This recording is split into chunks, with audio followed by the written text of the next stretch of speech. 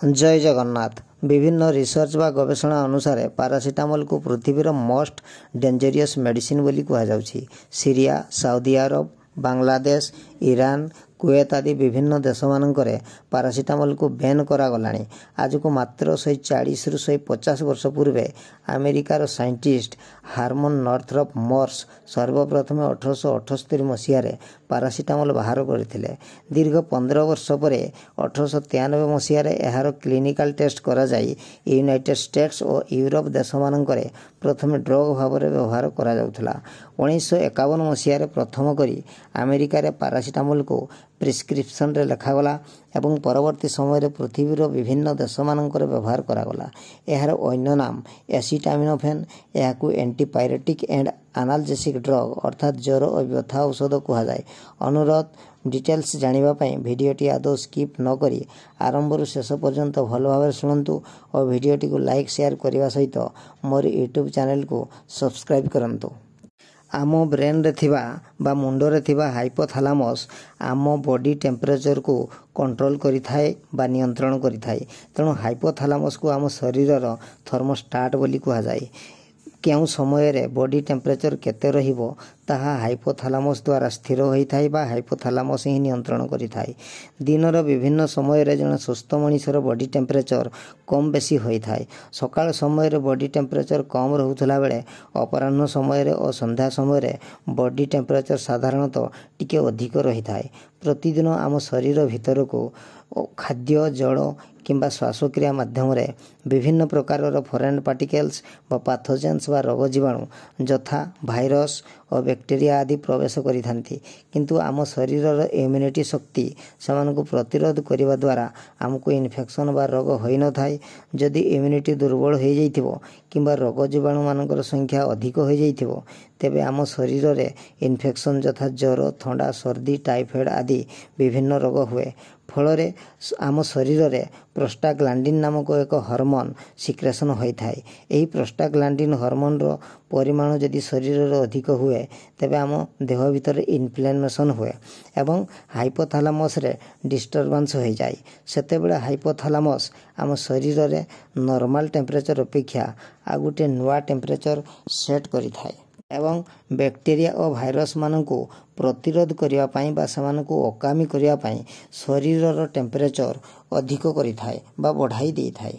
There temperature बढ़ी गले आमे ताकु ज्वर बा फीवर बोली कहि थाउ। बॉडी टेम्परेचर को वृद्धि करी ज्वर ठीक करिया पाई आम शरीर सब बेले चेष्टा करि थाए। तेणु फीवर इज गुड बा ज्वर आसवाटा एक भल लक्षण बोली कहा जाए। कारण शरीर निजे ही शरीर रोग जीवाणु को मारिबा को सब बेले प्रयास करि थाए। किंतु आमे पारासीटामल खाई आम शरीर बा बॉडी टेम्परेचर को कमाई दे थाउ। प्रकृत में टेम्परेचर कमी गले बैक्टीरिया और भाइरस गुड़िक अधिक संख्यार वृद्धि पाई जाती एवं पारासीटामल ज्वर आदौ कमाई न थाए। यह खाइबा द्वारा शरीर रे साइक्लो ऑक्सीजिनेज नामक एक एंजाइम रिलीज हुए।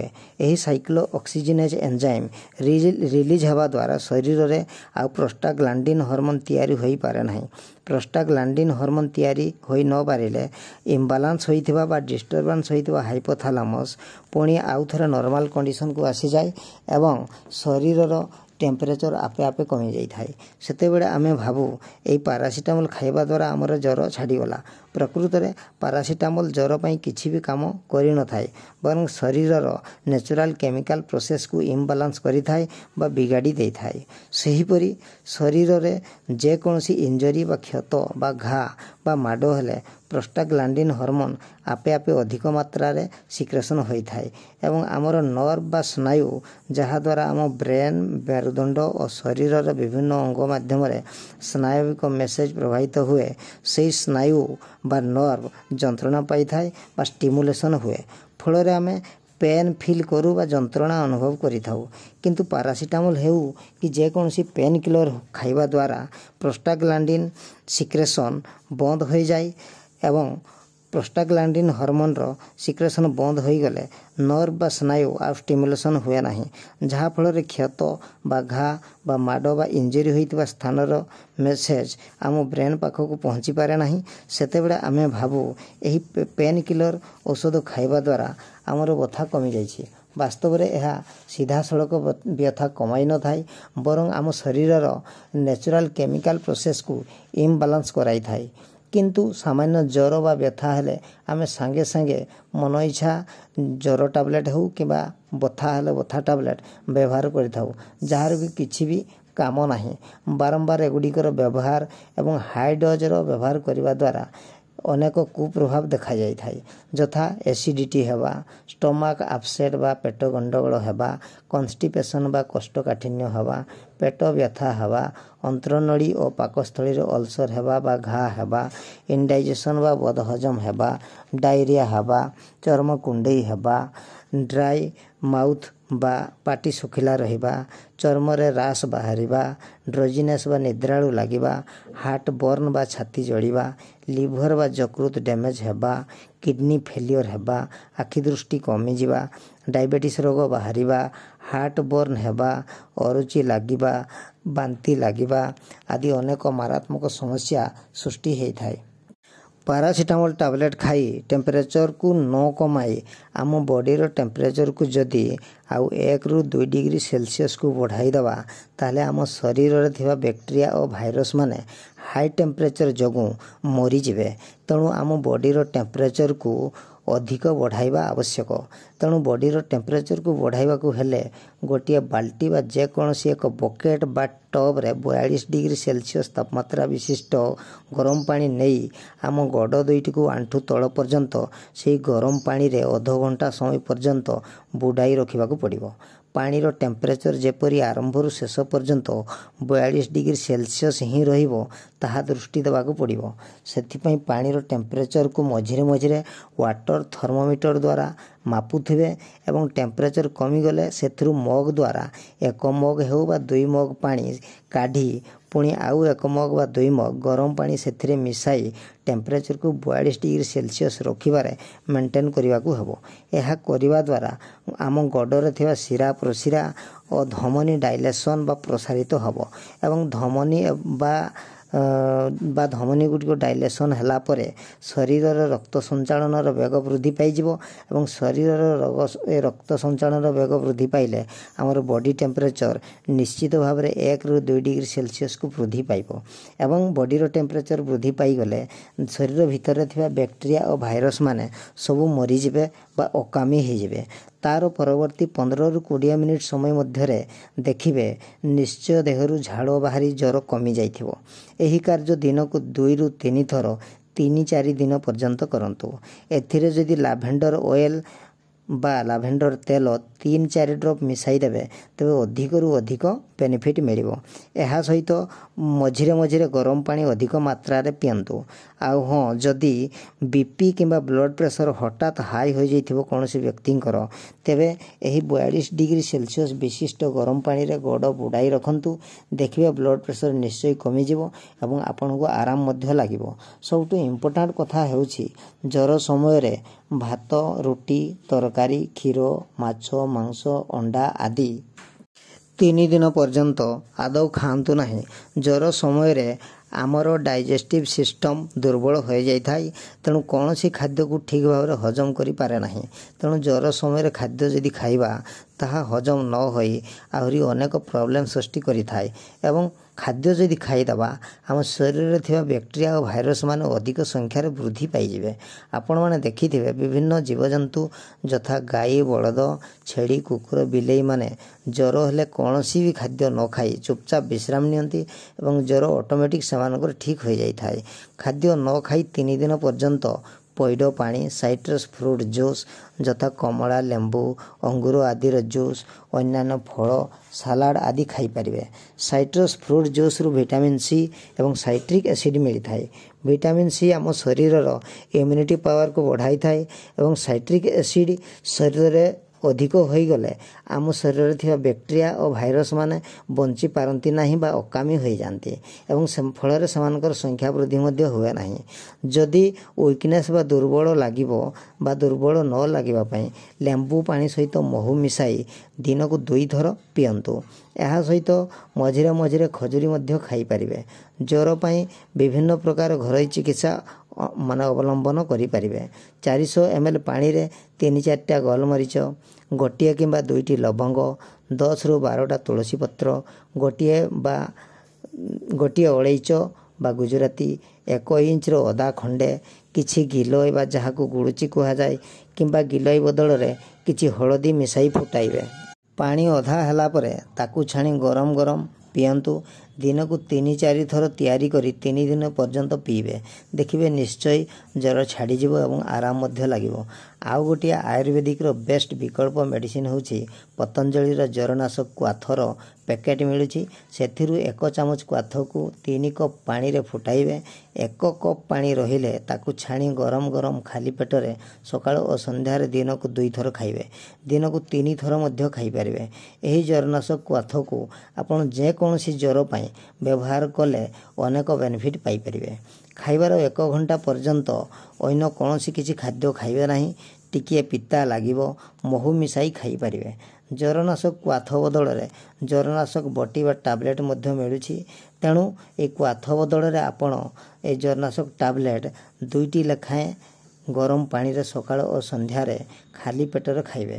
5ରୁ 12 ବର୍ଷର ବୟସର ପିଲାମାନଙ୍କୁ 1 ଲେଖାଏଁ ବଟିକା ଦିନକୁ 2 ଥର ଦେଇପାରିବେ। ବଟିକା ଯଦି ଛୋଟ ପିଲାମାନେ ଗିଳି ନ ପାରିବେ ସେ ବଟିକାକୁ ଗୁଣ୍ଡ କରି ସେଥିରେ ମହୁ ମିଶାଇ ଖାଇବାକୁ ଦେବେ। ଜ୍ୱରନାଶକ କ୍ୱାଥ ବା ଟାବଲେଟ୍ ସହିତ ଦିବ୍ୟ ଗିଲୋଇ ଘନବଟି 1 ଲେଖାଏଁ ବଟିକା ଦିନକୁ 2 ଥର ଖାଇବା ପରେ ଉଷୁମ ପାଣିରେ ଖାଇବାକୁ ଦିଅନ୍ତୁ ଏବଂ 5ରୁ 12 ବର୍ଷ ବୟସର ପିଲାମାନଙ୍କୁ ଫାଳେ ଲେଖାଏଁ ବଟିକା ଦିନକୁ 2 ଥର ଉଷୁମ ପାଣିରେ ଖାଇବାକୁ ଦିଅନ୍ତୁ। 4-5 ଦିନ ଖାଆନ୍ତୁ, ନିଶ୍ଚୟ ଜ୍ୱର ଭଲ ହୋଇଯିବ। ଜ୍ୱରନାଶକ ଓ ଗିଲୋଇ ସହିତ ପତଞ୍ଜଳିର ସର୍ବକଳ୍ପ କ୍ୱାଥ ମିଳୁଛି। ସେଥିରୁ 1 ଚାମଚ ପାଣିରେ ଫୁଟାଇ ଛାଣି ପିଅନ୍ତୁ। ଆହୁରି ଅଧିକ ବେନିଫିଟ୍ ପାଇବେ। ଏହା ଜ୍ୱର ପାଇଁ କାମ କରିବା ସହିତ ପେଟ ସମସ୍ୟା, କିଡନୀ ସମସ୍ୟା ତଥା ଲିଭର ସମସ୍ୟାକୁ ମଧ୍ୟ ଠିକ୍ କରିଥାଏ। ଟାଇଫଏଡ଼୍ ଜ୍ୱର ହେଲେ ଆମର ଇଣ୍ଟେଷ୍ଟାଇନ୍ ବା ଅନ୍ତ୍ରନାଳୀ ଆକ୍ରାନ୍ତ ବା ଇନଫେକ୍ସନ୍ ହୁଏ ଏବଂ ସମସ୍ତେ ଆଣ୍ଟିବାୟୋଟିକ୍ସର ଟାବଲେଟ୍ କିମ୍ବା ଇଞ୍ଜେକ୍ସନ୍ ନେଇଥାନ୍ତି। ଜ୍ୱର ଛାଡ଼ିବା ପରେ ମଧ୍ୟ 8-10 ଦିନ ପର୍ଯ୍ୟନ୍ତ ଆଣ୍ଟିବାୟୋଟିକ୍ ଖାଇଥାନ୍ତି। ଫଳରେ ରୋଗୀ ବହୁତ ସମସ୍ୟାର ସମ୍ମୁଖୀନ ହୁଏ।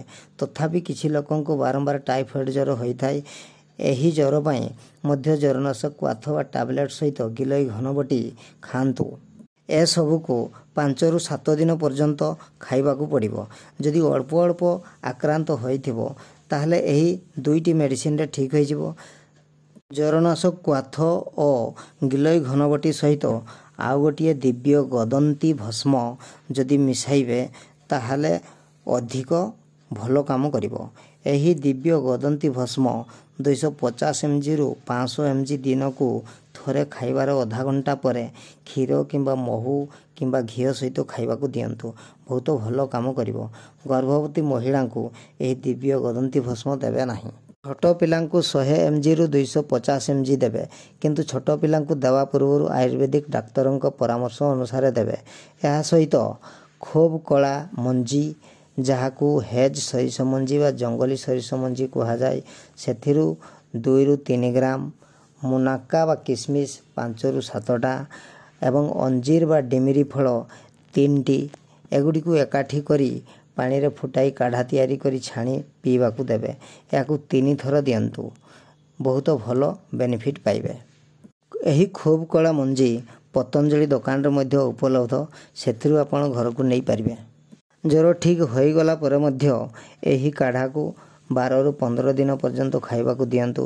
ଅଧିକ ବେନିଫିଟ୍ ପାଇବା ସହିତ ଇମ୍ୟୁନିଟି ପାୱାର ମଧ୍ୟ ବଢ଼ିଯିବ।